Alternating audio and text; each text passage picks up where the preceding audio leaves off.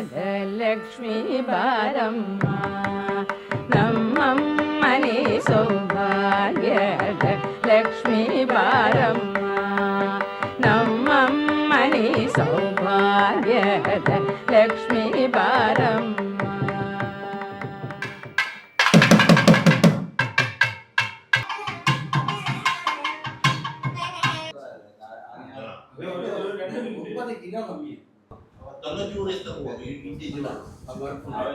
എനിക്കിപ്പോഴും ഓർമ്മ എന്താണെന്ന് പറഞ്ഞാൽ അവനെ ഹോസ്പിറ്റലിൽ അവർ എൻ്റെ കയ്യിൽ തന്നതാണ് ആദ്യത്തെ ഓർമ്മ. ആദ്യം എനിക്ക് സംശയമായിരുന്നു, ഇത്രയും വെളുവിളാർന്നിരിക്കുന്ന ഒരുത്ത എൻ്റെ കൊച്ചെന്നെ ആണോ, അത് തന്നെയാണ് ഞാൻ ആദ്യം അവരോട് ചോദിച്ചത്. അപ്പോൾ അവിടെ മുതൽ ഇപ്പോൾ ഈ കല്യാണം വരെ ഇത്രയും ദിവസങ്ങൾ എത്ര പെട്ടെന്ന് പോയി എന്നുള്ളതാണ് ഞാൻ ആദ്യം ചിന്തിക്കുന്നത്. രണ്ടാമത് പറഞ്ഞു വരുമ്പം അതെന്താ പെട്ടെന്ന് പോയതെന്ന് തോന്നാൻ കാര്യമെന്ന് പറഞ്ഞാൽ അതവൻ്റെ സ്വഭാവം തന്നെയാണ്.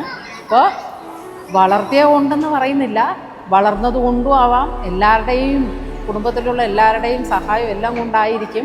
പക്ഷേ he just became A very good gentleman. അതാണ് എനിക്ക് ഏറ്റവും സന്തോഷമുള്ള കാര്യം.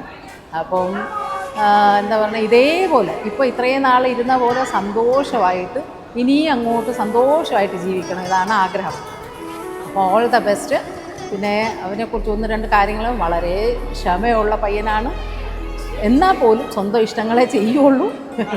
പിന്നെ ഇതേപോലെ എന്താ ക്ഷമാശീലനുമായിട്ടും എന്താ ദേഷ്യപ്പെടാതെയൊക്കെ മുന്നോട്ട് പോകട്ടെ, ഇതാണ് ആഗ്രഹിക്കുന്നത്.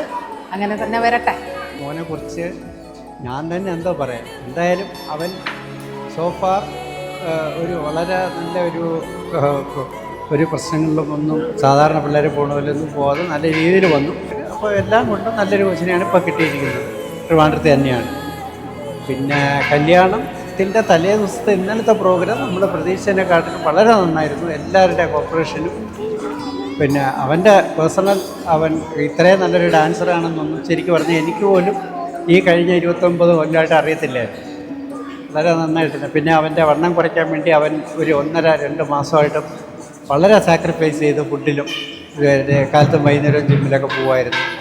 അതൊന്നും അവൻ്റെ സാധാരണ രീതിക്കുള്ള സ്വഭാവം അനുസരിച്ച് അവൻ ചെയ്യില്ല എന്നാണ് വിചാരിച്ചത്. പക്ഷെ വളരെ ഡെഡിക്കേറ്റഡ് ആയിട്ട് അത് ചെയ്തു. എന്നിട്ട് അവന് കാർത്തികയ്ക്കും അച്ഛനെന്ന നിലയ്ക്ക് അവന് സർവ്വ ഭാവങ്ങളും നേരും. പാത്തിൻ്റെ കല്യാണം എന്ന് പറയുന്നത് ആക്ച്വലി നോക്കി തുടങ്ങിയത് അവന് 27 വയസ്സായപ്പോൾ മുതൽ ആക്ച്വലി നോക്കി തുടങ്ങുന്നതാണ്. അവൻ്റെ കല്യാണം എന്ന് പറയുന്നത് ആക്ച്വലി ഒരു സ്വപ്നം തന്നെ ആയിരുന്നു. പക്ഷേ എല്ലാം ഒത്തൊത്ത് വന്ന് ഞങ്ങൾ ഒരുപാട് സ്ഥലത്ത് നോക്കി. ആക്ച്വലി സ്പീക്കിംഗ് ഡൽഹി മുതലാണ് നോക്കി തുടങ്ങിയിരിക്കുന്നത്. പക്ഷേ ഈ മോളെന്ന് പറയുന്നത് ഞങ്ങളുടെ വീട്ടിൻ്റെ 5 കിലോമീറ്റർ അപ്പുറത്ത് താമസിച്ചിരുന്ന കുട്ടിയാണ്.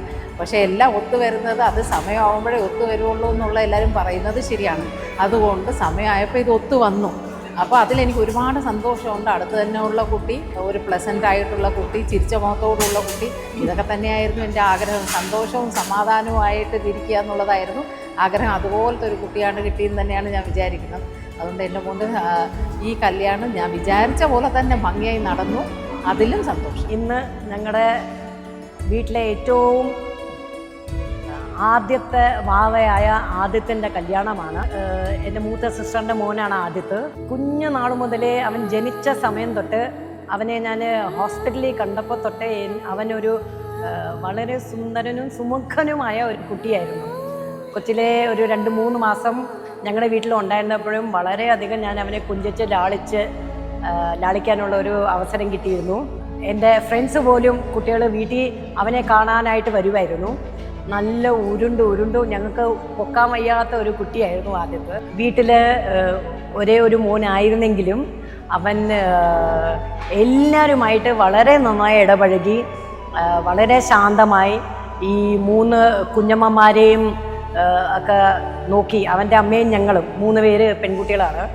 അപ്പോൾ അവൻ്റെ 3 കുഞ്ഞമ്മമാരെയൊക്കെ നോക്കി അവർക്ക് വേണ്ട താളത്തിനൊത്ത് തുള്ളി വളരെ ഒരു ശാന്തവും വളരെ ഒരു ക്യാരക്ടർ വൈസ് വളരെ ഭംഗിയുള്ള ഒരു കുട്ടിയാണ്. അപ്പോൾ ഇന്ന് അവൻ്റെ ഒരു ജീവിതത്തിൻ്റെ ഒരു പുതിയൊരു ഘട്ടം തുടങ്ങുകയാണ്. അവന് ചേർന്ന ഒരു അതേപോലത്തെ ഒരു ഭംഗിയുള്ള കാർത്തികയെ കിട്ടിയിട്ടുണ്ട് അവന്. അപ്പോൾ അവന് എന്നും ജീവിതത്തിൽ നല്ലതും സന്തോഷവും സമൃദ്ധിയും എല്ലാം ഞാൻ നേരുന്നു. എന്നും അവൻ സന്തോഷവാനായി പുതിയ ജീവിതത്തിലോട്ട് കടക്കട്ടെ എന്നാണ് ഞങ്ങളുടെ ഒരു ആശംസകൾ അവന്.